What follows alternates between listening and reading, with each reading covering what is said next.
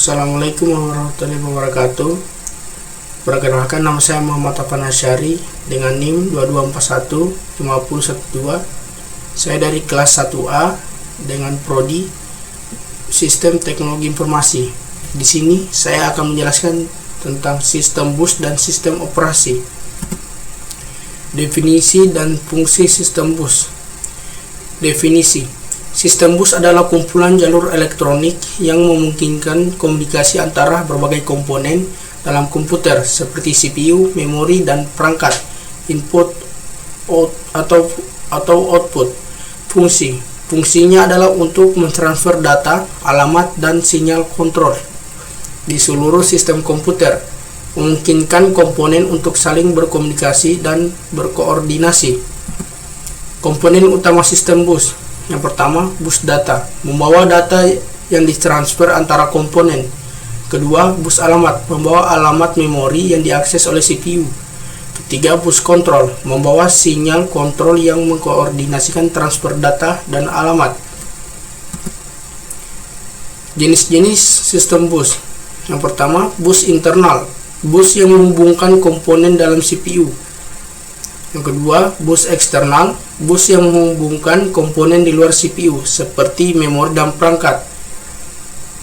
Yang ketiga, bus lokal, bus yang menghubungkan komponen dalam satu perangkat seperti kartu grafis. Bus data, alamat, dan kontrol. Bus data membawa data yang ditransfer antara komponen. Yang kedua, bus alamat, membawa alamat memori yang diakses oleh CPU. Yang ketiga, bus kontrol, membawa sinyal kontrol yang mengkoordinasikan transfer data dan alamat. Peran sistem bus dalam sistem komputer. Yang pertama, transfer data, memungkinkan transfer data cepat dan efisien antara CPU, memori, dan perangkat input-output. Kedua, akses memori, memungkinkan CPU untuk mengakses data yang disimpan dalam memori. Yang ketiga, kontrol perangkat, memungkinkan CPU untuk mengontrol operasi perangkat input atau output seperti keyboard, mouse, dan monitor. Hubungan sistem bus dan sistem operasi. Yang pertama, manajemen memori. Sistem operasi mengelola akses ke memori melalui bus, mengalokasikan memori untuk proses dan mencegah konflik. Yang kedua, kontrol perangkat. Sistem operasi menggunakan bus untuk berkomunikasi dengan perangkat input atau output, mengontrol aliran data, dan mencegah konflik. Ketiga, optimalisasi kinerja. Sistem operasi dapat mengoptimalkan kinerja bus dengan mengatur prioritas akses, menghindari bottleneck, dan meningkatkan efisiensi transfer data. Manajemen memori oleh sistem operasi. Yang pertama, alokasi, menentukan bagian memori yang dialokasikan untuk setiap proses. Kedua, proteksi, mencegah proses mengakses memori yang tidak diizinkan. Ketiga, penggantian, memindahkan data yang tidak aktif ke disk untuk membebaskan ruang memori. Keempat, virtualisasi, membuat ilusi memori yang lebih besar dari kapasitas fisik. Interaksi antara sistem bus dan sistem operasi. Yang pertama, akses memori.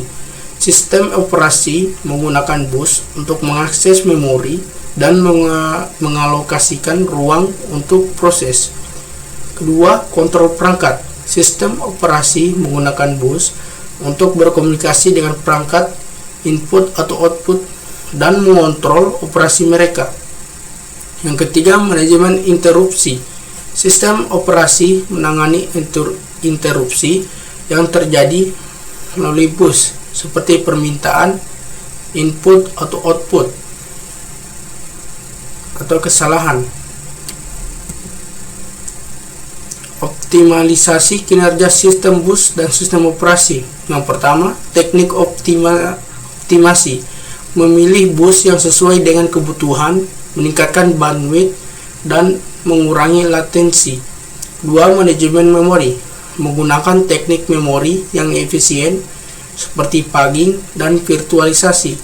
Ketiga, pengaturan prioritas, menentukan prioritas akses untuk proses dan perangkat yang kritis. Keempat, peningkatan perangkat. Memilih perangkat input atau output yang cepat dan kompatibel dengan bus.